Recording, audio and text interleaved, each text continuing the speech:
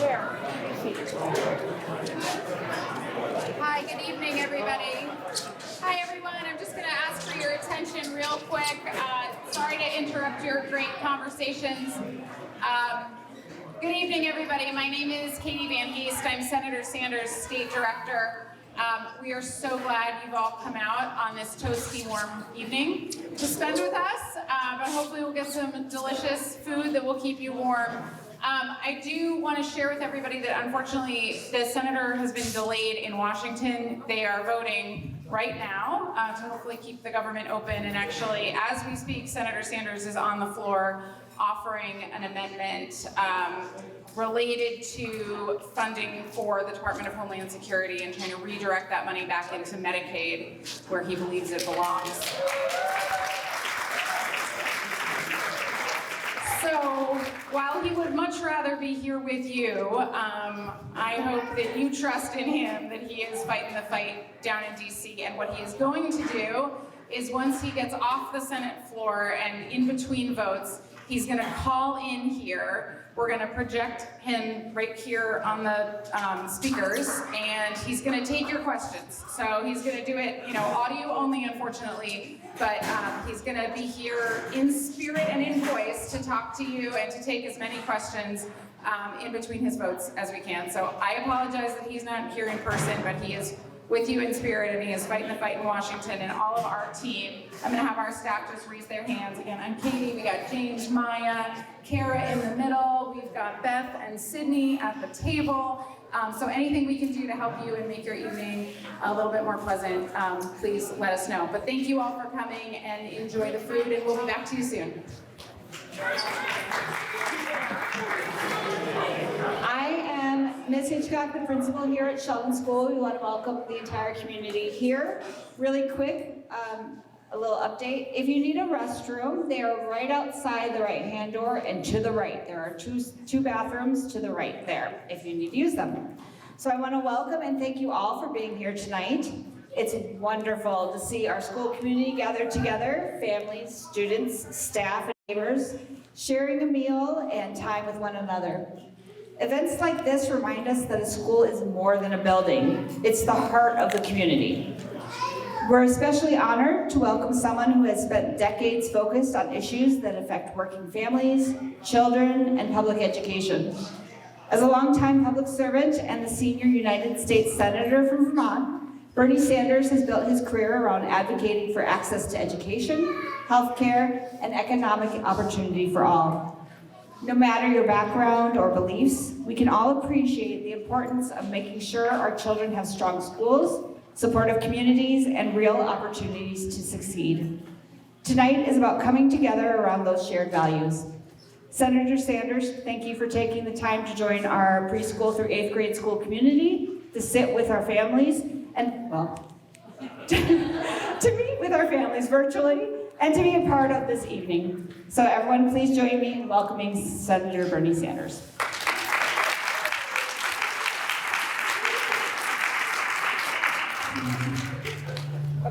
Can everybody hear me? Yes. All right. Well, Terry, thanks very much for the introduction, and thank you everybody for coming out tonight. I am very disappointed that I can't be with you. During the summer, I went around Franklin County taking a look at some of the very, very fine summer programs you have for kids. And in talking to Terry and others, I made a promise that I wanted to get back to Sheldon. I don't get up there as often as I should. I really wanted to be there tonight, but right now we're voting not to shut down the government, some very important issues, and right now I'm in the midst of voting, so I may in fact have to jump out just a little bit to cast a vote or two, and then I'll be back and be prepared to answer any and all questions that the folks may have.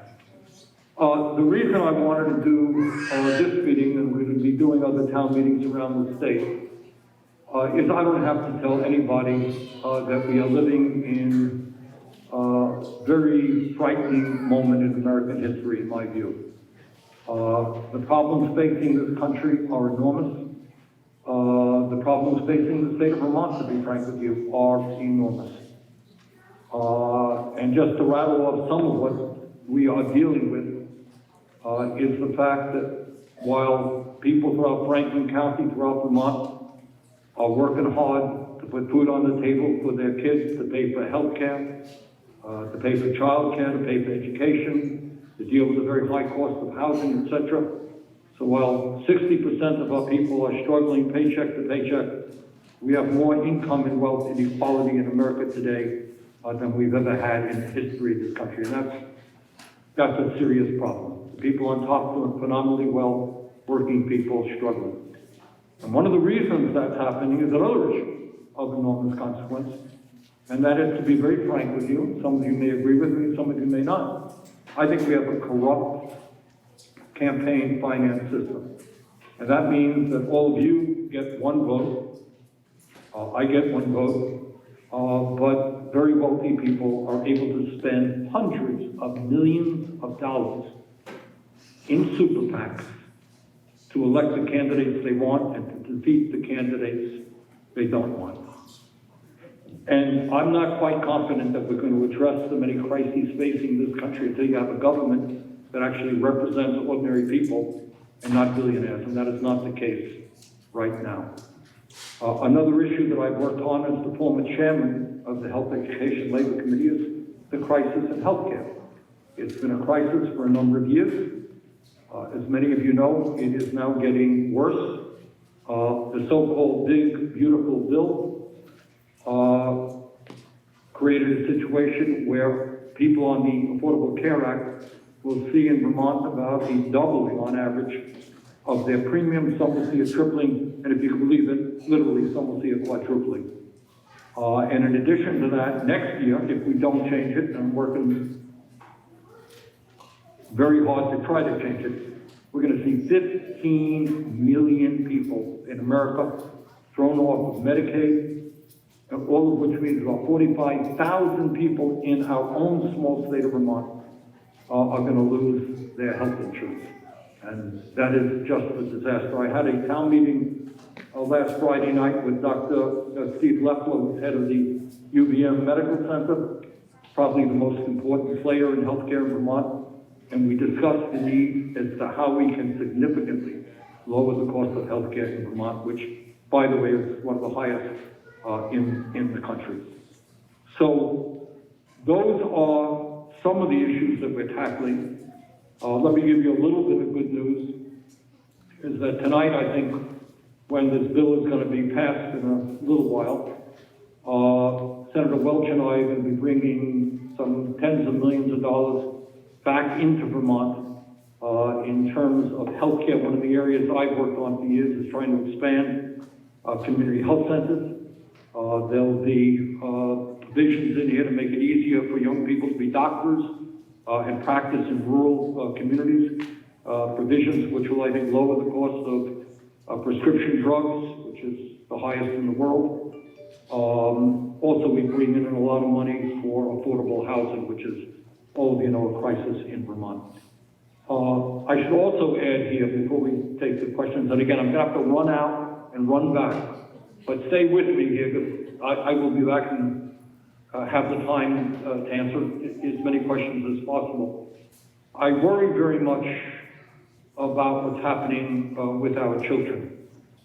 I worry that as I talk to principals, I am told that teachers now are spending a heck of a lot of time dealing with the emotional problems the kids are having, which makes it harder for them to do the work that they were trained to do, and we don't have the staffing around the state to deal with that. I worry very much, and people want to comment to me, teachers, principals, parents, anybody. I worry about the amount of time kids are spending on their screens, and I think Vermont has taken a step forward in getting cell phones out of classrooms.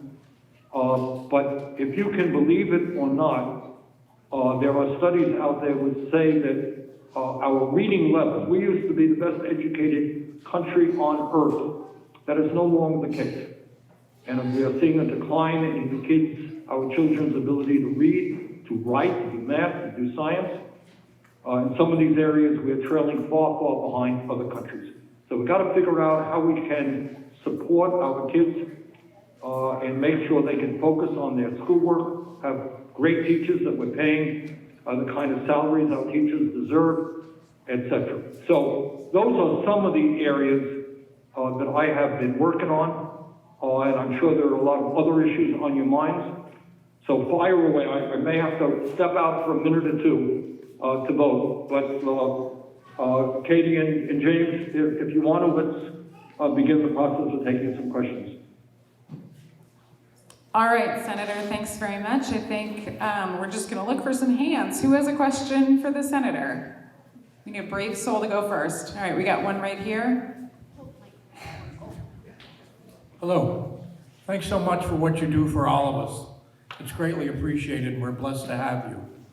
If you get the chance, I would appreciate it if you could ask the Homeland Secretary what the difference is, the differentiation between what's happening in Minnesota right now and what happened on January 6th. Why one group is not good and another group was just fine. Thank you. Thank you very much for that question, and I should have raised that issue because that is something very much on my mind. As a matter of fact, literally 2 minutes ago on the floor, an amendment that I offered. What happened in terms of ICE is during the so-called big beautiful bill that was passed last year, the Congress increased appropriations for ICE by $75 billion over a 4-year period, on top of the $10 billion they would get. So normally they get $10 billion a year, and they increase funding by $75 billion over a 4-year period. The amendment that I just voted on literally 2 minutes ago, what that amendment would do is rescind all of that $75 billion and put it into Medicaid for people in Vermont and around the country to be able to have health insurance. Now, what ICE is doing right now is horrific. It is illegal. It is unconstitutional. And what that appropriation was about is not immigration and custom enforcement, which is what the function of ICE is. It really was to create a domestic army of, in this case, men who wear masks around their faces, who knock down doors. We have seen the horrible videos of shooting, killing 2 American citizens absolutely unnecessarily. So what tonight is about, what I'm voting on right now, is the need for major reforms in ICE. And your point is exactly right. We had an insurrection here some years ago trying to repeal an election result, and Trump pardoned those people, and now they are calling people who are innocent domestic terrorists. So this movement toward authoritarianism, more and more power on the part of a president, and an army, a domestic army trying to do what he wants, is the most frightening thing that is happening to this country right now. And I promise you, I'm going to do everything I can to see that ICE is reformed significantly.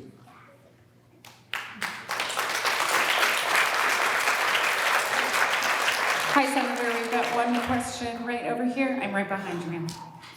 If you can say your name also when you ask your question, that'd be great.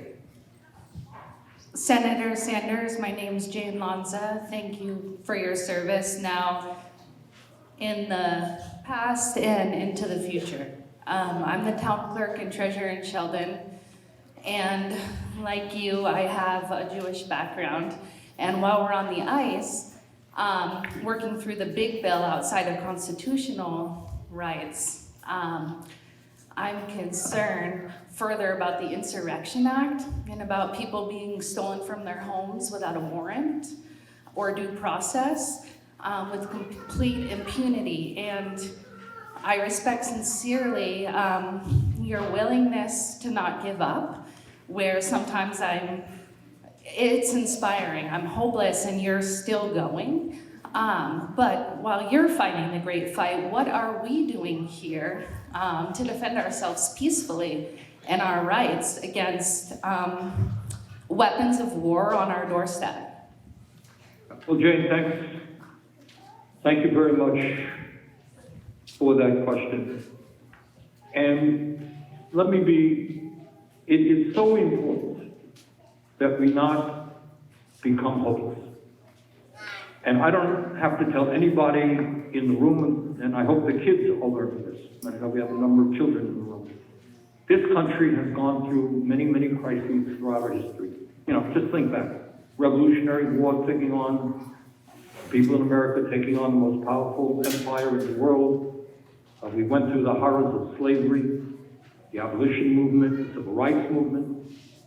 We went through the Great Depression. We went through World War II. We were totally unprepared to fight Hitler and the Japanese when that war broke out.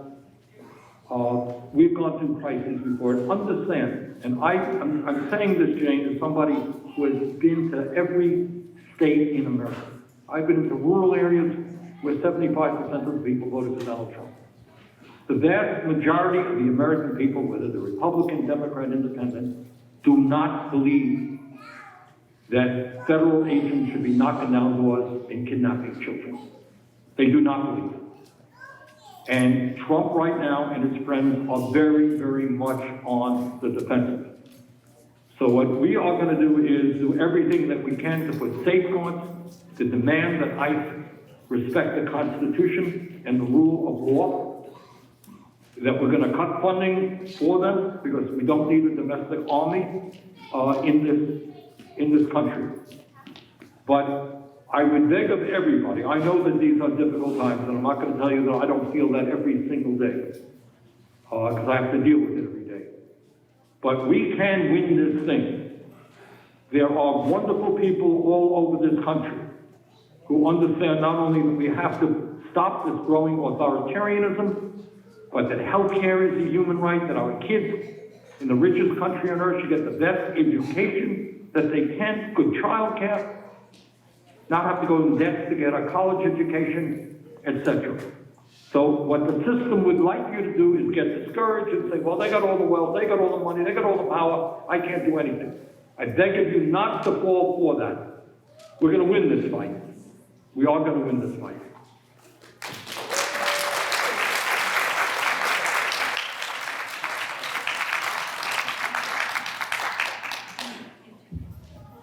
All right, Katie, I am going to run down right now and vote. I will be up in 3 minutes, okay? So hold the fort. I will be there in 3 minutes. All right, very good. Thanks, Senator. We'll see you back in a few.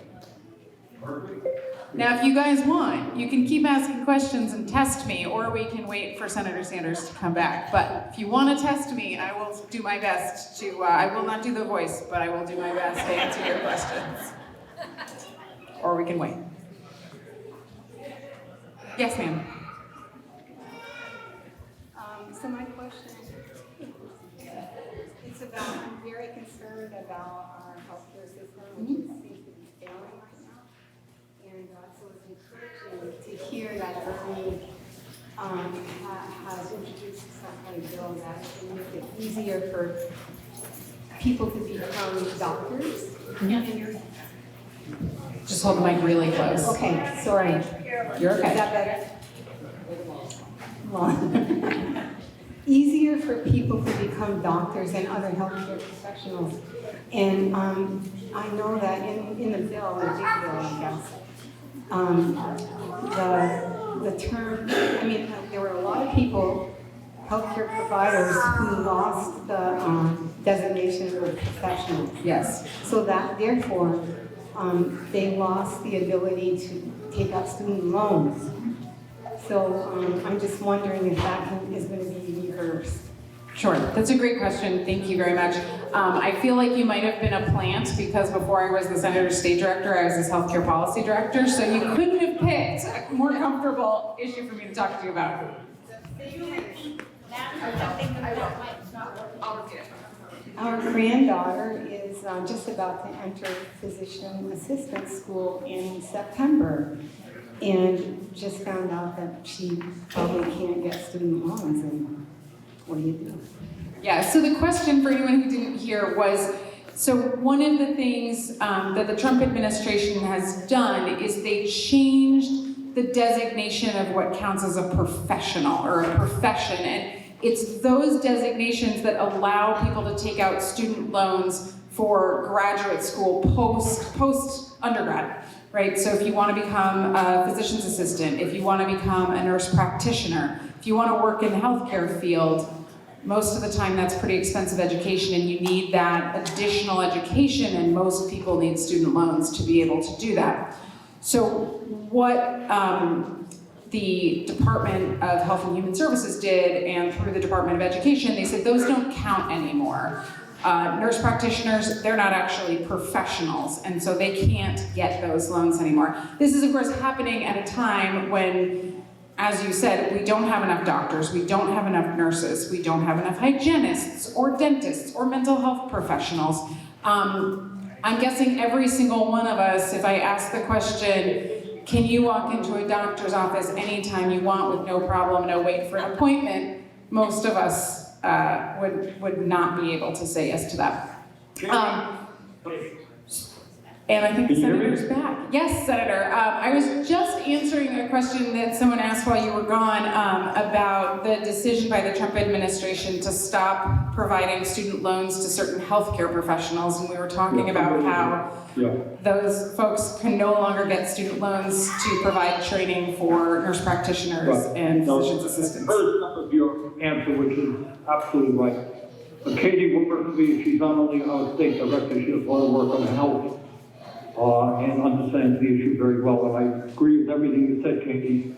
I would just ask, there was a poll that came out just the other day, University of New Hampshire, that it looked at Vermont, and the poll said that 70% of the people in Vermont now support a Medicare for all single-payer program. And that is exactly the bill that I have introduced in the House, about over 100 co-sponsors, in the Senate, I think it was about 18. The American people, as Katie just indicated, understand the current system is broken. Do you know how much we are spending? Somebody take a guess. How much do we spend per person on health care in Vermont? Anyone want to take a guess? Too much. There's a lot of answers of too much. Anyone want to guess a number? It's all right. Senator, you want to tell them? The answer is over $15,000 for every man, woman, and child. So in other words, family of four, $60,000. That includes Medicare, Medicaid, VA, and everything else. That is double. Where you are right now, you're 20 miles from the Canadian border. Yeah. Somehow or another, in Canada, they provide health care to all of their people without any out-of-pocket expense, and they do it for half as much per person as we do. And the reason for that is that the function of the current health care system is not to provide quality care to all. It is to make huge profits to the insurance companies and the drug companies, and that's what's happening. And I will continue to work with Dr. Leffler and others in Vermont. We got to drive prices down. We got to make sure that all people in our state can get into a doctor's office and afford to do that. And, you know, that is my goal. Healthcare is a human right, not a privilege. Thank you, Senator. We now have a question from one of our Sheldon Elementary students. Go ahead. Okay. My name is Sadie. I'm in 5th grade and I go to Sheldon School. My question is, how can I make the world a better place? Oh, thank you so much, Katie. What a lovely question. All right. I don't want to sound like your grandpa, but for a start, you got to study hard and learn. We need to have very well-educated young people in this country because the world is changing very fast and you have to be prepared for the changes. Second of all, be kind, be nice to people. I worry very much that in our country today there is too much hatred. And people hate each other because of where they were born, or maybe the color of their skin, or their religion. So I would hope very much that you understand that all people, no matter they're black or white or Latino, whatever they may be, all people share a common humanity and treat people as nicely as you can. You know, and thirdly, I hope as you get older and you get better educated, you will think about a career that will be helpful to other people. I know a lot of folks want to make a lot of money and they go to Wall Street and so forth and so on, and that's fine. But we need people who are going to be good teachers. You have wonderful teachers who have dedicated their lives to teaching you. We need more people going into teaching. We need more doctors. We need more nurses. We need more public people involved in making the world a better place. More police officers, firefighters, etc., etc. So how does that say? Does that make any sense to you? Yes, it does. Well, thank you very much.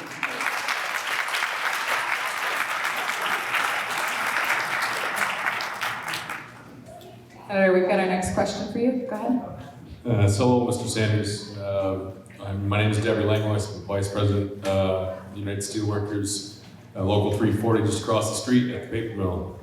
I was just wondering what kind of progress and whatnot that you are looking into at restoring the federal workers that have lost their union contracts and had them ripped up. A million workers basically told that they don't have any bargaining rights. On a grievance against one is a grievance against all for us. So I'd like to hear your thoughts on that.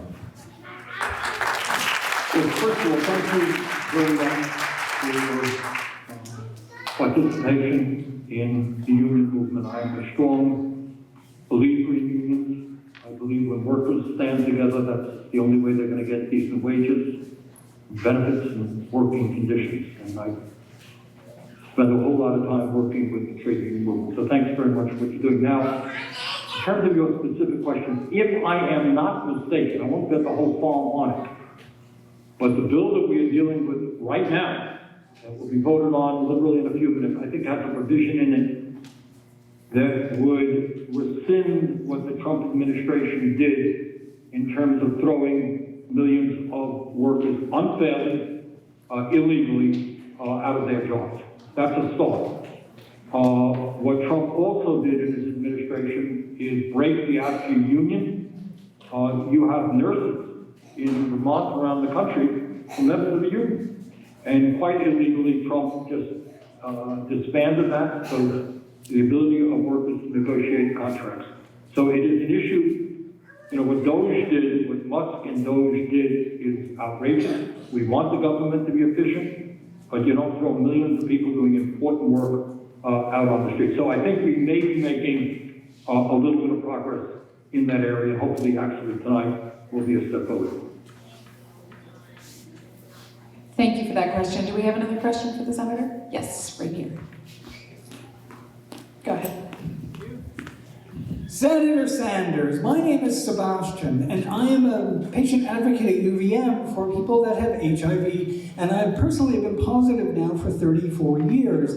My question to you is, what will we do in the future? One day this will all be a story, I know that. It's going to take us a while to get there, but what will we do in the future to create a better office of president? What will we do to stop some person who is a convicted felon, et cetera, from not just being nominated, but from being allowed to run? So how do we stop that? Or do we just not? Because I gotta say, for these couple of 100 years, we haven't yet. So what do you think? That is an issue I kind of spend 7 days a week thinking about and working.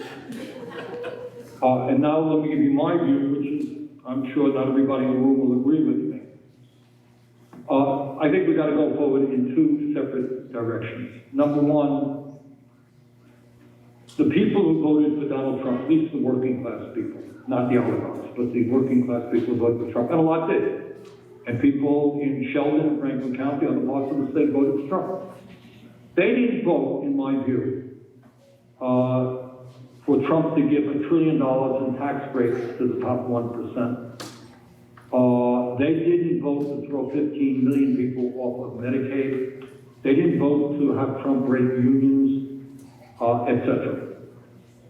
But what is going on in our country, and people can agree with me or disagree with me, but I think what people have seen is that the country is in crisis, working people are struggling, and they haven't seen the Democrats come up with a strong alternative that is prepared to stand up to the big money interests and create a government and economy that works for everybody. And I think what people said, all right, Democrats talk, they talk, they talk. I can't afford health care. I can't afford education. I can't afford housing. You know what, I'm going to throw the dice, give Trump a shot.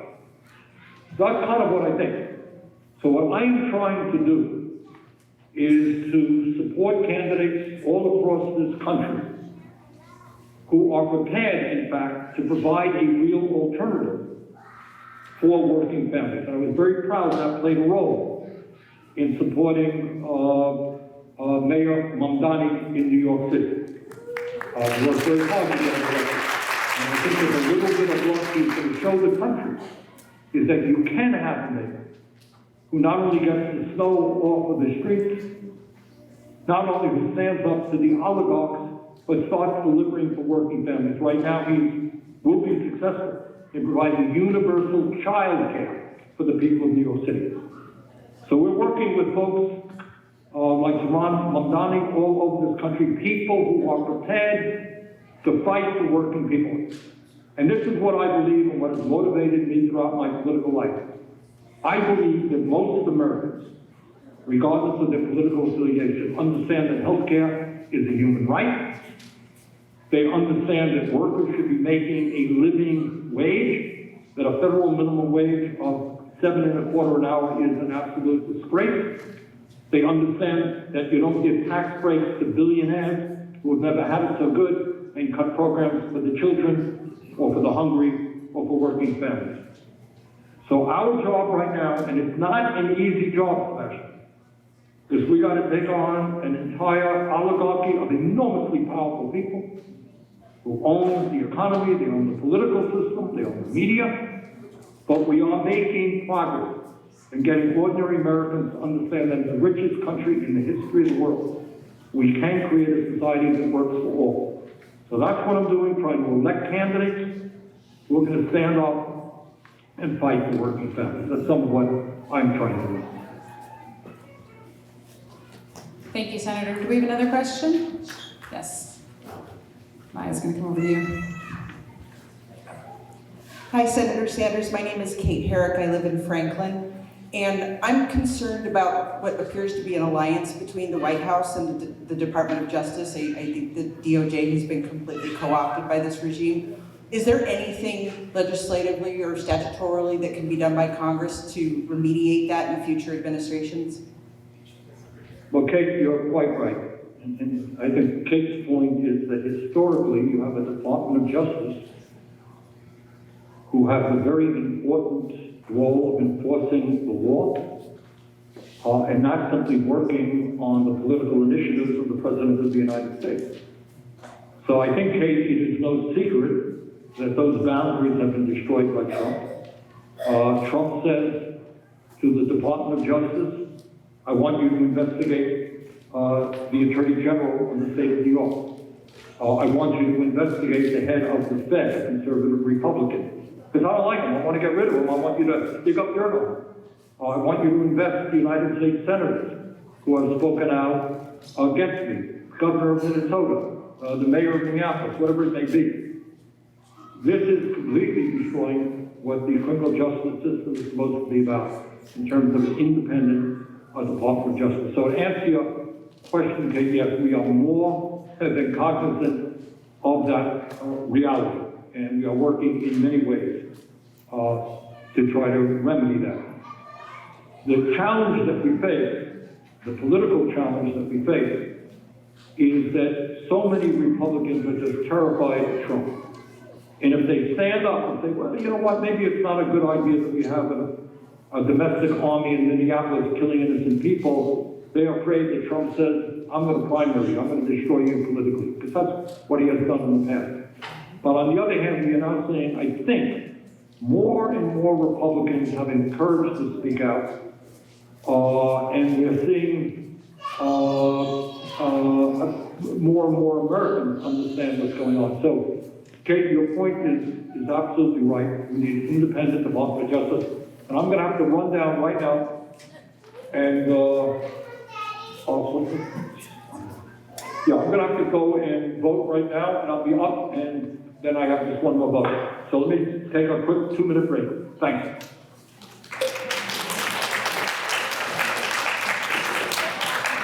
You guys have been a great patient audience as we do this. So the senator has a little office in the Capitol that he's doing these calls from, and it's literally like a 2-minute jog from his little office down to the Senate floor, and he can just go up to the clerk, vote, and then come right back. So that's why he's able to do this so quickly. I'll try to answer your question if you want. All right, let's see how we do. Actually, it's just building upon the previous question. Is there any specific move right now to impeach Pam Bondi and her flagrant disregard of the law about the Epstein files? This is ridiculous. She's disregarding the law. It's a law that was passed in December. We're heading into February, and they are not releasing the files that were mandated by law. And I'm curious if there's any move statutorily to impeach the head of the Department of Justice right now. Here, here. It's a very good question. So, I mean, impeachment is an available option. Obviously, the challenge that is present right now is that the Senate at the current moment is controlled by the Republican Party, which at this point has shown no interest in moving forward with impeachment proceedings, and the same as the House. So I totally hear you that is the law, and it would be excellent news if our elected members of Congress were following the laws that they themselves wrote. But it does take the majority of the House and the Senate to execute those proceedings and move them forward. I will say that another... It's someone to initiate. Yes. Nobody's initiated the movement yet. Yeah, no, you're absolutely right. But it's certainly something that we are seeing as an available option. It just needs to be done. Yeah. Do we have any other questions? Sure. Yeah, Mike. It's not so much a question as just a comment on what Senator Sanders was talking to the young lady about working hard and studying hard. For us as adults, we need to study hard. And unfortunately, what so many people study is a way to say that if somebody disagrees with you, well, they're stupid or foolish, or they don't know the facts of this or that. This isn't about conservatives against liberals or Republicans against Democrats. If we get dragged into that, we stop being American citizens. And the most important thing we can do and show our children is to learn about policy. We don't discuss policy here in the United States, which is much different than politics. If we studied policy so that we could have conversations within ourselves and within our families, that would help very much. Hey, Katie, I'm back. Hi, Senator. I heard you coming back. Hello? Hi, Senator. Can you hear me okay? Loud and clear. Can you hear me? Great. Yes, we can. All right. Do we have another question? Yes, right here. Go ahead. Hi, I'm Bernie Sanders. My name is Maddie Leach. I'm a first-year teacher at Sheldon Elementary School. I'm 23, so very new to the whole field. But I've grown up literally in unprecedented times. I've been in unprecedented times ever since I was born. I think a gentleman brought up policy and the importance of, even as we're growing and being, even if you're not an educator, continuing to learn. But I think so much of our news is fueled by fear, and I think that censors a lot of people, and people can kind of pick and choose what they want to hear and what they don't want to hear. So I guess my question is that how do we not let fear fuel our opinions and sway us to pick a side or to stand in a fight or be a bystander? And if fear doesn't fuel us, what should? Funny that you asked that question, Maddie. It's a great question. Because literally a half hour ago, I had an amendment on the floor, which ended up getting 49 votes. And it would have needed 60 anyhow. It was 49-51. And the opposition to me, the person who opposed me, said, if Sanders' amendment goes through, illegal immigrants are going to get Medicaid. Absolutely not true, I'm not saying. And if Sanders' amendment goes through, you're going to have murderers out there, undocumented murderers, in so many ways, terrorizing the community. What demagoguery is about, and Trump didn't invent it, it has gone on all over the world, it's gone on forever, is when countries face serious problems, like we do today, instead of sitting down and rationally saying, okay, how do we create a healthcare system that guarantees healthcare to all people? You know what? That's pretty hard. We need some serious discussion. How do we make sure that we have a tax system that is fair, that doesn't overburden working people with high property taxes, et cetera, et cetera? That's not easy. How do you deal with the housing crisis that we have, where housing costs are soaring? That takes a lot of work. But if you're a demagogue, this is what you do. You say, you know what? We have problems in this country, and let me tell you the cause of those problems.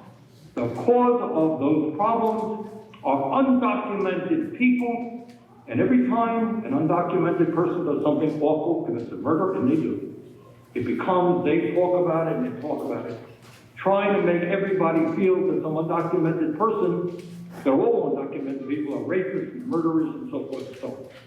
So what you do, instead of rationally trying to have a discussion on how we address the real issues, what are the causes, how do we solve them? What you do, and this was done in Germany during the 1930s, you blame a group of people. Maybe it's Jews, maybe it's gypsies, maybe it's gay people, maybe it's trans people. Different countries, different times have different villains. But what you do is demonize a minority people who are politically powerless, blame them for all the problems that we face.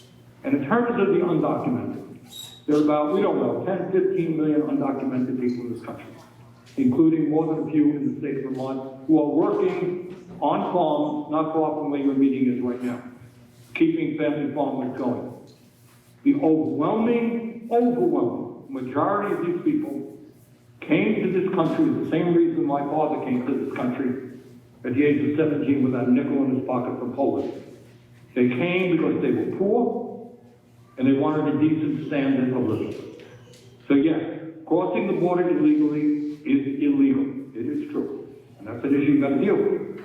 But when somebody lives in this country for 10, 20 years, when people are raising their families, when they are during COVID, who do you think was working in the meatpacking industry, putting their lives on the line? Who was in child care centers? Who were in nursing homes? A lot of undocumented people, some of them died.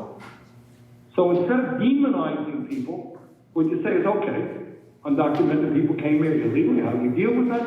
How do we have a path towards citizenship? Make sure the people who are violent, criminals, you can go into the country. I don't have a problem with that. But people who have lived here their whole lives are raising kids, let's figure out a way we incorporate them into America. So to answer your question, Lenny, is that we cannot allow demagogues to turn us against each other. That's how they always win. And the alternative to that is for us to stand together, understand the real causes of our problem, which to me has a lot to do with corporate greed, of big money interests, etc. But let's not have our kids or anybody engage in the kind of hatred we're seeing in America today.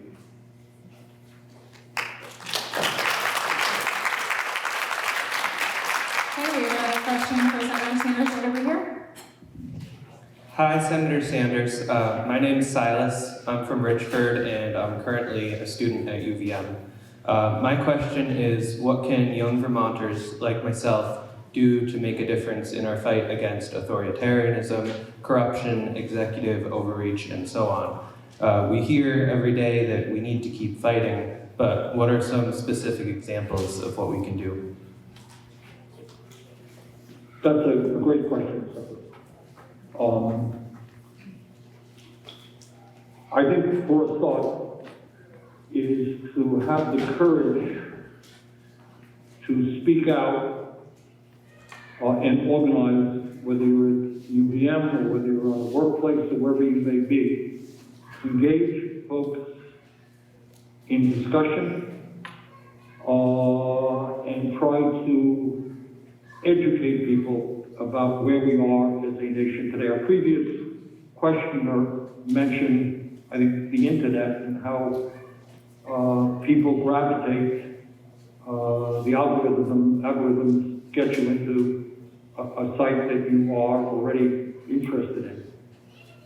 And I think we've got to try to break through that, and we have to try to, in a respectful way, start engaging in dialogue with people who may disagree with us.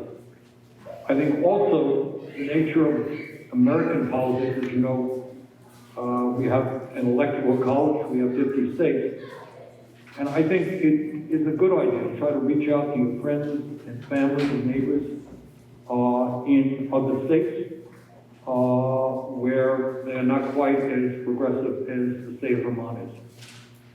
Thirdly, I think I heard Katie was telling me a couple hours ago that there was a large anti-ICE demonstration in Burlington, and we should not be afraid to get out there. I think one of the very inspiring things that we're seeing right now is the degree to which the folks in Minnesota are standing up.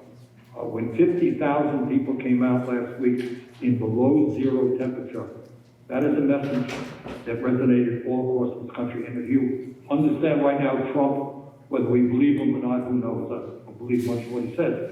But apparently they are now understanding that what they're doing is not only wrong morally, that they don't care about, but it is bad politics. So they're at least talking now about, I guess, have some prosecution of the guy, or an investigation at least of the guy who committed one of the murders. But when people stand together, what happened in Minnesota is going to happen in Vermont, going to happen in Maine. We've got to be strong and stand together and tell life, we're not afraid of you.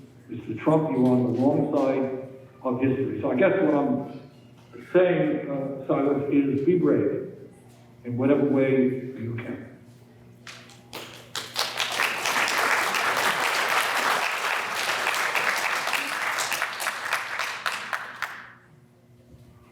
Do we have anyone else with a question? Yes. There we go. Hi, Senator Sanders. My name's Eric Vancellis. I've heard you say the president has done illegal actions a few times tonight, and I'm just curious when we can expect any kind of court to step in and do anything. Thank you. Yeah, well, every day, literally, there are court actions against Trump. And the courts, thank God, you know, the fear is how far Trump will go. But there have been court decisions, I talked a moment ago about rescinding the decision that Trump made to throw millions of workers out. I think we're making progress in turning that around. We are making, you know, there are court decisions every day trying to limit the power of what he is doing. I know a colleague of mine has taken the Trump administration itself to court because they've threatened to prosecute him for speaking out against the illegal actions of Trump. So I think there is, and I know we're working with attorneys, very good attorneys, coordinating their efforts, but there is a very strong legal effort at every step of the way to try to stop Trump and what he's doing. But that's not going to be enough. We're going to need a strong political movement, which takes us to the 2026 elections. And if we can take away power from the Republicans in the House or the Senate, that will in fact be a major impediment to Trumpism in his illegal activity. So we are doing our best on many fronts.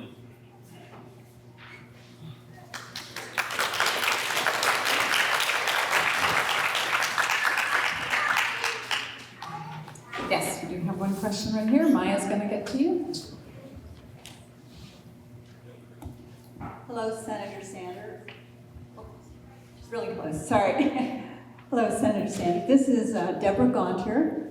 I'm a retired school teacher, and I spoke with a friend of mine this morning who's also a retired teacher, and I told her where I was going tonight, and she said, if you get the opportunity to speak with the group or with you to encourage people to get people registered to vote. We're talking about people voting, but we need to get people registered, and I'm here just sharing my friend, and it's also my message too.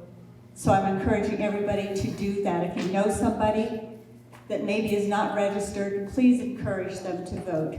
Thank you. So Deborah, thank you very much. This is a moment in history in which we cannot allow despair to overcome us. We've got to fight back in every way, and you're absolutely right, everybody should be registered to vote, to make sure that you know where the candidates are coming from. Don't be afraid to question them, me, anybody else.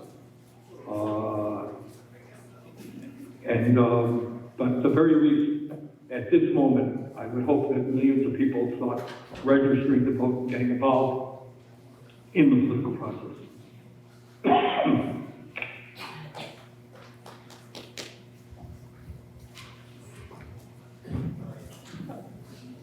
Good evening, Mr. Sanders. My name is Carl. I'm from Berkshire.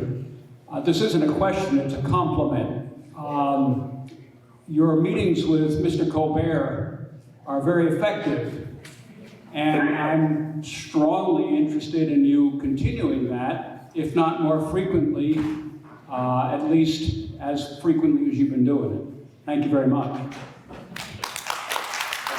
Well, Paul, thank you very much.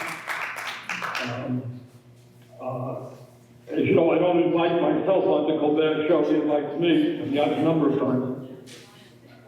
And I'm a big fan of Stephen Colbert. He's a very, very brave guy and a very smart guy, and I enjoy being on his show a lot. Now, one of the concerns I think we just touched on a little bit is what's happening in media. And I think somebody raised this earlier. As I think many of you are aware, Colbert, for example, was taken off the air by CBS. Now, they claim that it was a financial decision, that the show is not making money, so forth, late night shows are not doing well. I don't think so. I think what has happened is that at CBS, which generally speaking was one of the more independently minded networks, you had a new guy, a guy named Larry Ellison, one of the very wealthiest people in this country by Paramount, which is a media conglomerate which owns CBS. And I think that was probably the reason that the right-wing guy, Trump allied, and Colbert is a very effective communicator in exposing a lot of what Trump does. You will remember not so many months ago at ABC, as they tried to get rid of Kimmel. And the American people kind of rebelled against that. But here is something that I think everybody should understand, and somebody mentioned this a moment ago, about media. Who knows who owns X, formerly Twitter? Anybody know who owns X? Katie, anybody know that? Lots of right answers in the crowd. Lots of Elon Musk. Elon, the wealthiest guy on earth, the major owner of Tesla, a company which, by the way, last year paid 0 in federal taxes. got it? Made a lot of money, made billions in profit, paid nothing in taxes. That's the guy who owns X. The guy who owns the Washington Post and Twitch is Jeff Bezos, second or third wealthiest guy on earth. Anybody know who owns Meta, which is Facebook and Instagram? Who owns Meta? They're saying Zuckerberg. You got it, Good job. Zuckerberg. And as I mentioned, Larry Ellison owns a whole bunch of media, including Paramount and CBS. So one of the, and then you got, of course, Fox, which is owned by another right-wing, extreme right-wing billionaire named Rupert Murdoch, who owns media not only in the United States, but all over the world. He's from Australia originally. So that is what we, you know, there was a time, and we're all seeing it in Vermont. When I was mayor of Burlington way back when, I used to do a press conference. You know, we used to have all kinds of, you know, probably 8 or 10 media in the room. Today, there are much fewer. Local newspapers are in trouble. I don't know how the Messenger is doing, but Burlington Free Press barely exists anymore because for a variety of reasons. Advertising is going to the internet. How are people locally going to get information about what your city is doing? What's going on in Franklin County? So how we create a media which is not owned by billionaires, which kind of reports what's going on to people so they can make good political decisions, is a real challenge. But that is, when I talk about oligarchy, it's not only that a small number of people control our economy, they control the media as well, and that's a very concerning thing.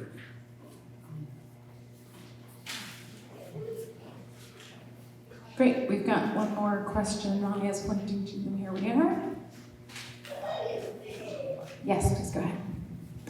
Yes, hi, Nancy Volatile Wood. First off, Senator Sanders, I'd like to thank you for being so steadfast all these years. It's greatly appreciated.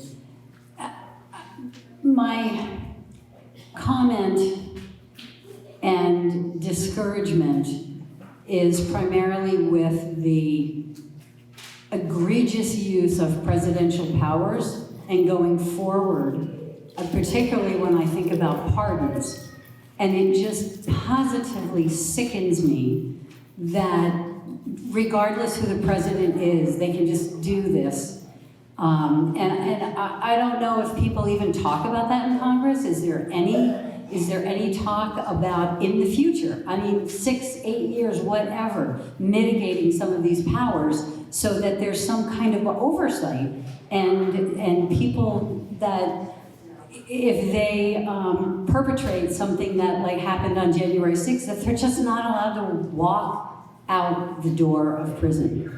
Thank you. Well, thank you, Nancy, for raising that very important issue. And you're right. If you look, it is the only problem we have, Nancy, is there are so many outrageous things taking place simultaneously that when you focus on one thing today, you got something else you got to worry about tomorrow. You know? But the idea that, well, first of all, back it up. The idea that you have in Trump a president who still believes, despite all of the evidence, that he won, that he defeated Biden in 2020. And right now, he's actually had the FBI raiding voting places in Atlanta, Georgia, trying to see if he can make that case. You had clearly what was a violent, I was there on Capitol Hill on January 6th. And, you know, I and my colleagues were surrounded by guys with machine guns getting us out of there. You had clearly a violent insurrection whose goal was to try to overturn the election results. The idea that Trump would call that, quote unquote, peaceful demonstrators, and then pardon these people who made the worst attack on our democratic system in recent years is despicable, period. But it's not just that. While he's busy telling us that undocumented people who came across the border 20 years ago did something illegal, he pardons people who make large campaign contributions to him, every other day. Very sordid characters get pardoned by Trump, and often there's money attached to that. So, Nancy, yeah, we are more than aware of his abuse of the pardon process, and it is something that has got to be dealt with.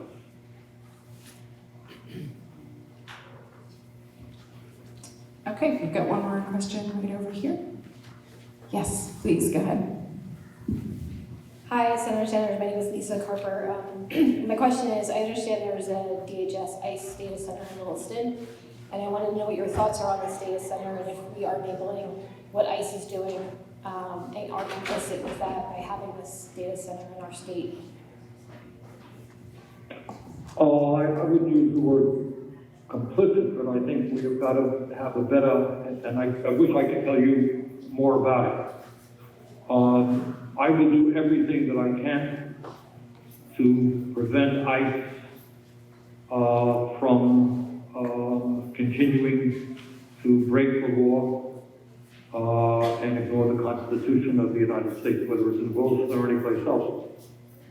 And as I mentioned just a few minutes ago, we had an amendment on the floor which would have rescinded $75 billion in funding to ICE. So I am aware of what's going on in Williston, and we'll try to develop a strategy as to how we deal with it. But we've got to take on, ICE, whether it's Williston, Minnesota, or any place else. Thank you, Senator. Yes, we've got one question over here. Oh, we've got one in the back, and then I'll come to you. Yes, go ahead, Maya.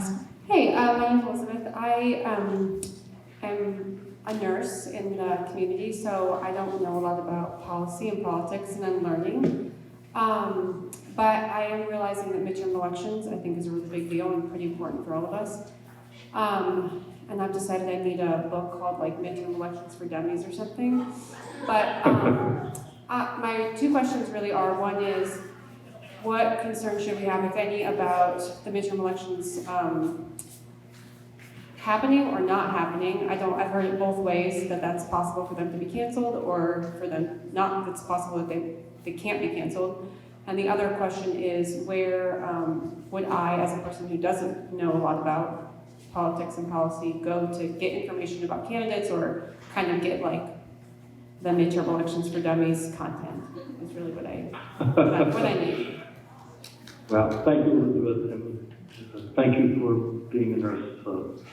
You're doing some of the more important work in this country. Just trying to make sure that we have enough nurses in Vermont and the country is something that we're currently working on. Look, with Trump, you never know what's going to happen tomorrow. You don't know what he's going to say. We talked earlier about his using the Department of Justice to prosecute his political opponents.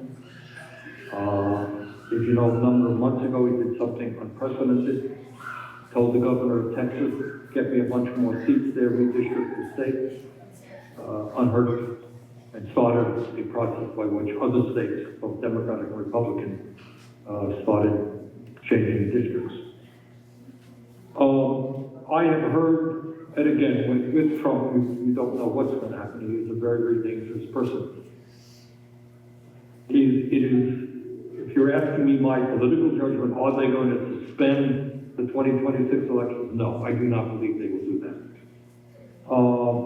I think right now, what Trump is aware of, my guess is, giving you my guess, I could be wrong, but I kind of think if an election were held today, and I speak to you as an independent, not a Democrat, but if the election were held today, Democrats would probably regain control over the House, and maybe an outside chance of gaining control of the Senate. The number of seats that are up to grabs, Democrats are doing fairly well. I think the danger is not that Trump announces tomorrow that he's sending in the military to end the elections. I don't think that's going to happen. I think that what they will do is try to intimidate people, try to say, we're going to be investigating everybody who's voting. We want to make sure that you are registered. You want to make sure that you're legal, and create so much stress that people say, God, it's not worth it. Forget it. I'm not going to come out and vote. I don't want to be investigated. I don't want somebody looking over my shoulder. I voted for 20 years, but I don't need that. So I think there are smaller ways in which they can try to intimidate people not to vote, and to manipulate the political process for their benefit. But I think Democratic governors are more than aware of that and will do their best to fight back. But I don't accept the thesis that they're going to suspend the elections. I think, if you do that, obviously you're almost in a revolutionary situation in the country, and you're looking at massive general strikes, etc. Because, then that would be the ultimate. Then America would obviously no longer be a democracy. So I don't think that that's going to happen. But I do think he will do his best to maintain Republican control over the House and the Senate. And the other thing, by the way, is not just Trump. The other day, Elon Musk announced he wants to support a certain candidate, a Republican candidate, I think in Kentucky.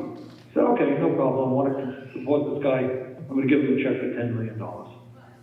So one of the things that we have to deal with is that these guys, Democrats have money too, they're billionaires too, but they got Mr. Musk putting a few $100 million into elections, that's a cup of coffee for you.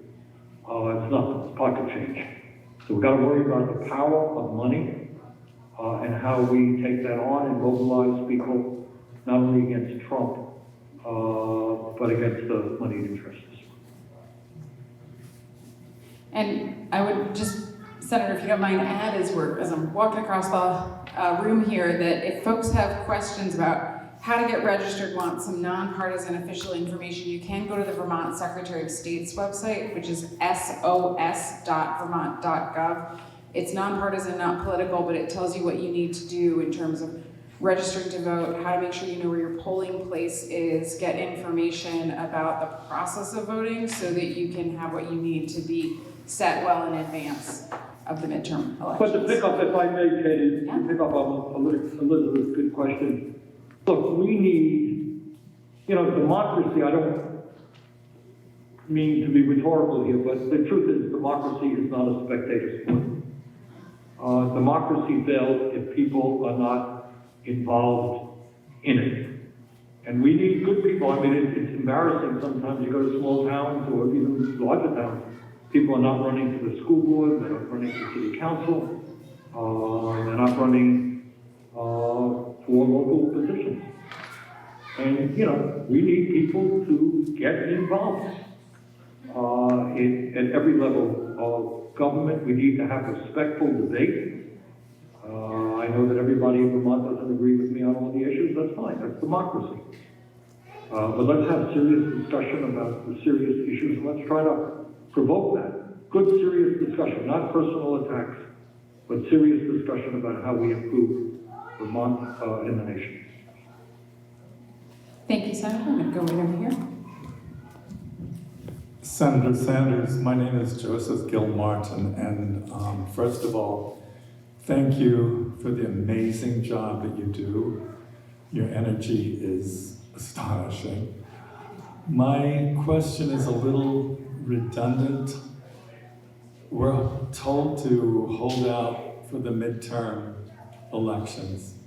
My husband and I go to all the demonstrations, we vote, we take part in things.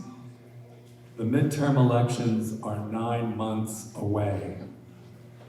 We see the damage that Donald Trump and his cronies, his henchmen, can do in a week, much less a month, much less 9 months. This is really simple, but what can those of us who are just regular citizens do to survive the next 9 months? Thank you. Joseph, thanks for your discussion. Let me be redundant in my response. What these guys, I know these guys, and I know their mentality, and I deal with some of them on the floor of the Senate every day. They're bullies, and they want to intimidate the American people. They want to make us feel that we cannot, that we are helpless, that we cannot stand up to them. But again, I want to reiterate, I know how difficult, I deal with this stuff every day, that's what you pay me to do. And it's hard for me, it's hard for everybody in Vermont, both politically and economically, in terms of some of the cuts that we're seeing, etc. But Joseph, what I do want to tell you is that the guy in the White House, who's maybe crazy, but he's not stupid, he is losing. His poll numbers are plummeting. He's losing support from Republicans and from independents, as well as strong support from progressive type people. We are winning. And I want to tell you something else, that it's not just anti-Trumpism. I mentioned earlier, 70% of the people in Vermont think that we should move to healthcare as a human right. The people of this country. And I'm speaking to someone who's been to very conservative parts of America, conservative parts of West Virginia. The American people know there is something fundamentally wrong when one man, Mr. Musk, owns more wealth than the bottom 52% of American households, when millions of people in Vermont throughout this country are working, crazy hours, trying to feed their kids and put a roof over their heads. So, Joseph, what I would say to you is this country has gone through difficult times in the past. We've had to deal with slavery, we've had to deal with the Depression, we've had to deal with the Civil War, we've had to deal with being unprepared for World War II and having to lead the entire world, literally with the help of England, taking on Hitler and Japanese imperialism. Those are tough times. This is a tough time. But what they want you to do is feel hopeless. I think the people in Minnesota very recently said, you know what, we're not. We're going to stand up and fight back. We're going to do that in Vermont. Do not let them beat you down. We have people, I can tell you, I am a politician. It's my job. We have people on our side. The majority, I'm not going to tell you that there are a core minority of people, 25, 30%, who will do anything that Trump tells them to do. March over a cliff with him. But I think you've got 70% of the American people who have their doubts. And you've got vast majority of the people who strongly dislike the direction in which this country is going. So don't give up, and let's keep fighting in every way that we can. And I think at the end of the day, once we get through with Trumpism, we're going to be laying the groundwork to transform this country in a much better way than we are right now. Katie, maybe one or two more questions. All right, I've got one more right here.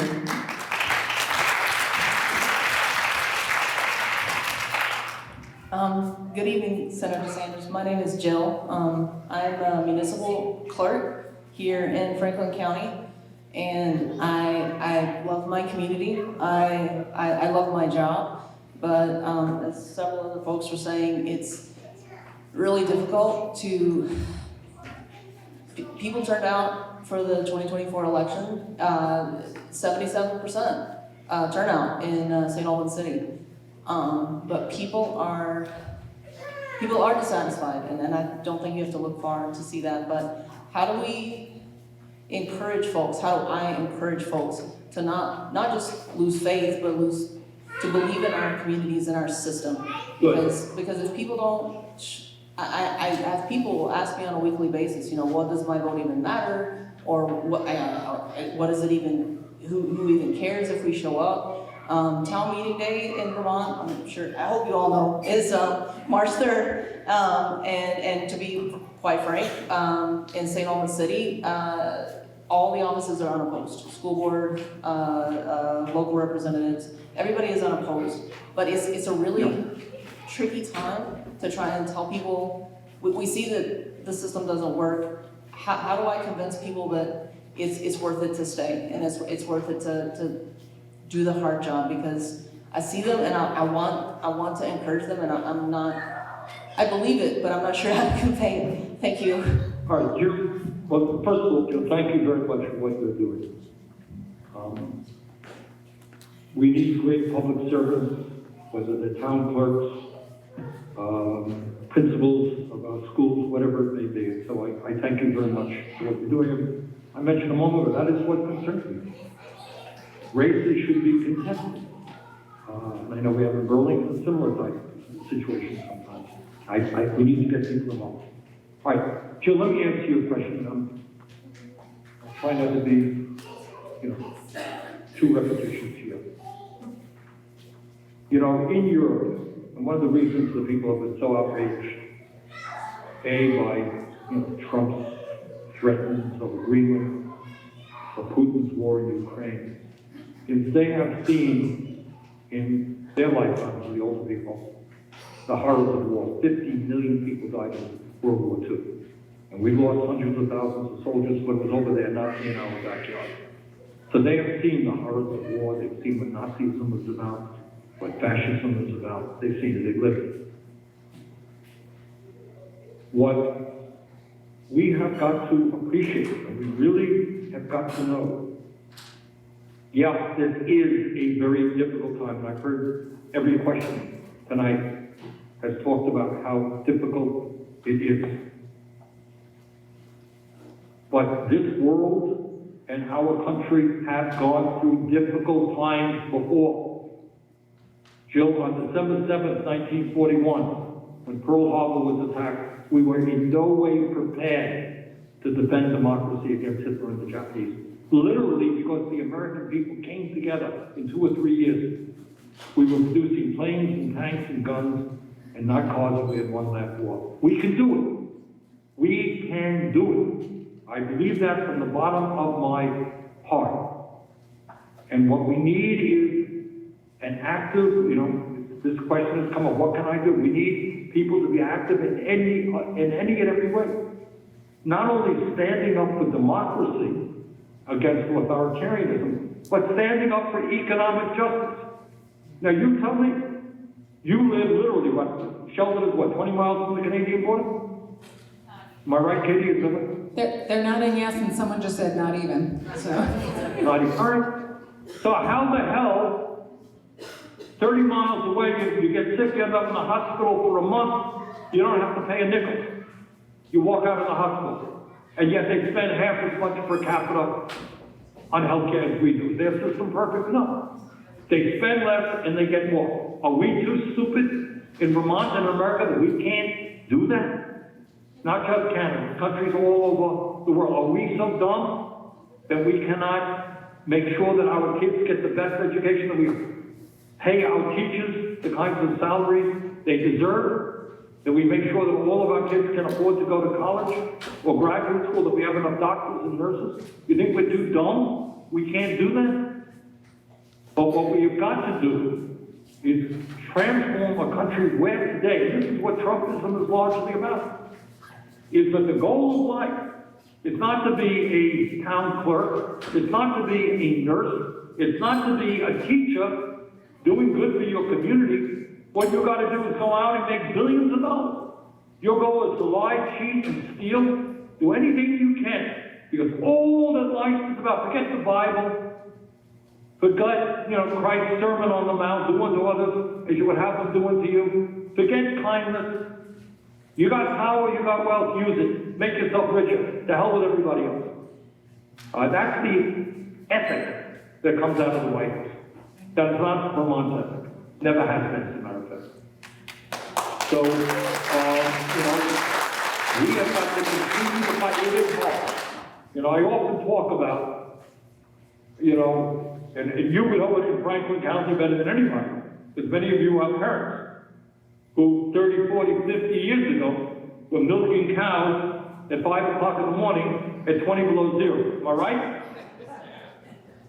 That's what Vermonters did. That's tough stuff. And they had a real work ethic, and they fought.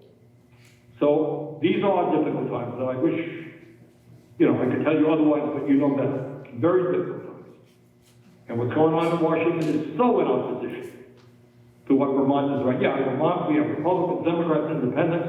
I don't see people threatening to prosecute other people because they disagree with each other. When I ran for Senate last time, I didn't even put a damn television ad on the air. I didn't, it's not my job, and I think the governor feels, and we don't go around attacking other people because you have a different political point of view. That's not what Vermont is about. So we've got a lot to be proud of in our own state. You'll talk about a town meeting. That's democracy in action. People come together and talk about school budgets, road budgets, everything else. So I guess my major message to you is, number one, politically, we are in fact winning. Donald Trump understands that. He's losing. Number two, we've got to keep the pressure on. We've got to keep community. Tomorrow, if my 10 o'clock plane from Washington leaves, which I hope it will be, I'll be in Pulteney and in Bristol. And we're going to do community events like this one. We're going to have music. We're going to bring people together. So, Jill, one of the things that we do, that we have to do, and what tonight is about, is appreciating each other. Understanding that, we hang out, I'm sure in the room there are people with different points of view. But at the end of the day, we have to grow community. We have to depend upon each other. We've got to be there for each other. And Vermont can be, as a small state, a good example to the rest of the country. So, I believe it. Nobody knows any better than I do. I deal with it every day, what's going on in this country. And I want to tell you that it's not just me. There are a lot of good members of Congress. I know they don't get credit in the House, in the Senate. And I think you have in Becca Ballin, Peter Welch, really great allies of mine. But it's not just us. There are good people all across this country trying to do the right thing. So, main message that I give you tonight is I think we are winning. The American people do not want the kind of country that Trump is trying to create. We cannot get discouraged. That only works to their advantage. Grow community, work with your neighbors. And we can turn this thing around, not only in terms of Trump, but in terms of creating an economy. We are the richest country on earth. I don't want kids coming to school who are not well fed. I don't want families to spend half of their incomes on housing, not be able to afford health care. We can deal with those issues if we stand together. So let me conclude. I know that some of you probably get attacked occasionally by your neighbors, by your relatives around the country about electing an independent and a democratic socialist. But I, on a personal level, want to thank you very much for the support that many of you, probably not all, have given me. And thank you so much for coming out. I'm just sorry I couldn't be with you tonight. But we're going to go forward together and we're going to win this thing. Thank you all very much.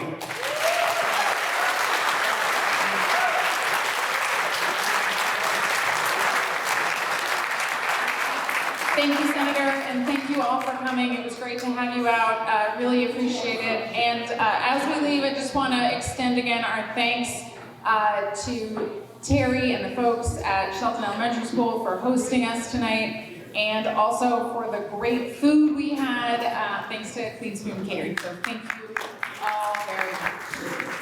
Have a great night and get home safe.